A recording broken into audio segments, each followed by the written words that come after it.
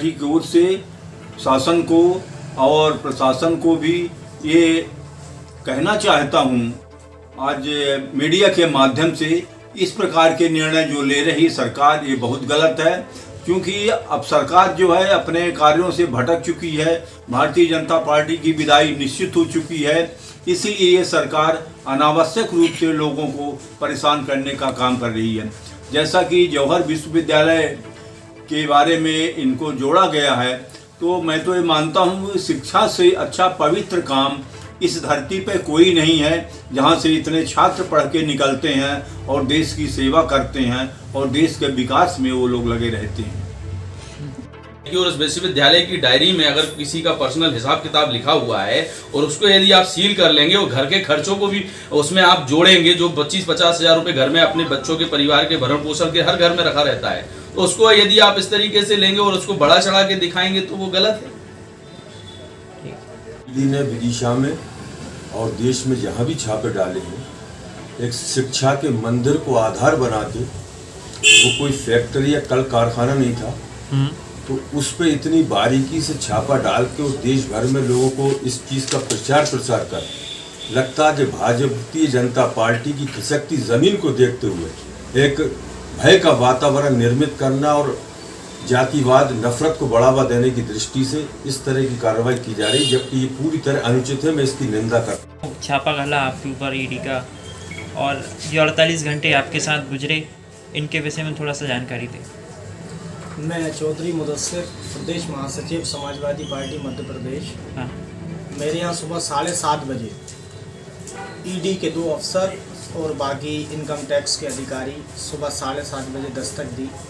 उनने मुझे घर से उठाया और घर से उठाने के बाद कहा कि आपके घर की जांच के लिए, तो हमने उनसे कहा कि आप हम समाजवादियों की पूर्ण रूप से जांच करें। हमने उन्हें पूर्ण रूप से कोऑपरेट किया और हमने हमारे घर की एक जांच कराई, क्योंकि जांच पूर्ण रूप से कराई, पूर्ण रूप से कोऑपरेट किया, क्योंकि हम समाजवादियों के पास कुछ ऐसी चीज़ें तो रही नहीं। समाजवादी तो प्योर सोशलिस्ट लोग रहे। आपने ये सोफे और घर को देख के ही अंदाज करा होगा। तो हमने कहा आप तो जो आपको मर्जी आए चेक करिए आप। तो उन्होंने पूर्ण रूप से चेकिंग करी हमारी। तो मेरी पत्नी के पास मुश्किल से 15 या 20 हज़ार रुपये निकले होंगे, वो भी बच्चों के दूध पाने के लिए, बाकी तो कुछ था नहीं। तो उनने 48 घंटे तक मुसलसल उनकी चेकिंग तो एक दिन में मतलब 4 से 5 घंटे में पूरी हो चुकी थी।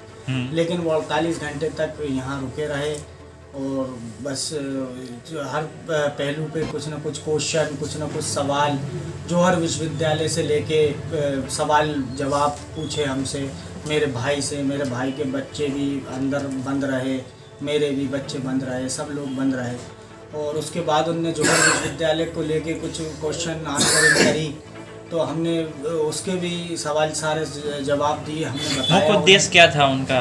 उनका उद्देश्य, उनका मकसद जौहर यूनिवर्सिटी को लेके था कि जौहर विश्वविद्यालय में जो फंड है, जो भी क्वेश्चंस थे उनके, वो इसी से रिलेटिव रहे। और हमने उनसे पूर्ण रूप से कहा कि वो एक विश्वविद्यालय, जहाँ वो एक तालीमी इदारा है, जहाँ पे बच्चे शिक्षित होते, एक शैक्षणिक संस्था है, जहाँ देखिए शिक्षा का तो कोई मज़हब होता नहीं, ना धर्म होता, ना कोई गोत्र होता।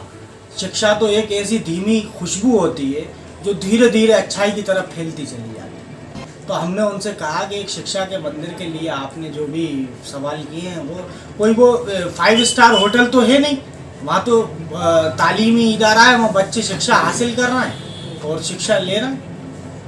हमने यही उनसे बात रखी अपनी और हमने पूर्ण रूप से उन्हें कोऑपरेट करा। अच्छा, उनने भी हमें कोऑपरेट करा। जब हमने उन्हें कोऑपरेट करा तो उनने भी हमें कोऑपरेट करके और सारी चीज़ें जांच करवाई हमने पूर्ण रूप से, और हमने निष्पक्ष पूरी एक चीज़ की जांच कराई। क्यों रुके वो? 48 घंटे तक वो रुके रहे क्योंकि उनका जो मामला था वो शायद ऊपर से था। हाँ। जब तक उन्हें यहाँ से आदेश नहीं होता जाने का, तो वो यहीं स्टे कर रहे थे। तो वो बार बार शायद ऊपर के फोन्सों का जो भी उनका आला अफसर होंगे, उसकी वजह से हो सकता है वो रुके रहे। आपको क्या लगता है किस लिए ऐसा मुझे ये हुआ? लगता है कि ये एक राजनीतिक कारण है हाँ, और इसमें राजनीति की बदबू फुल तरीके से आ रही है और एक राजनीतिक कारण है। इसका मुझे कोई व्यक्तिगत ही विशेष नहीं है, मुझे ये लगता है कि इसमें सिर्फ राजनीतिकरण किया गया है और इसके द्वारा ही जांच की गई है। अब आप क्या आगे की कार्रवाई क्या करेंगे, आपकी पार्टी के द्वारा या आपके द्वारा? हम देखिए, हम समाजवादी लोगों का तो हम लोग तो इतने निष्पक्ष हैं, हम लोगों के पास कुछ हो तो हम डरे। हमने तो कहा साहब आप कोई भी एजेंसी, क्या हम पे कुछ हो तो आप एजेंसी इस्तेमाल करो, हमें कोई दिक्कत नहीं। लेकिन हम ये कहना चाहते हैं कि सरकार इतनी तंगदिली से क्यों फैसले ले रही है। राजनीति की दुनिया में हमने भी देखी, हमारे पिता मरहूम मुनव्वर सलीम साहब 1975 से राजनीति की सियासत में रहे और हमने भी देखा कि राजनीति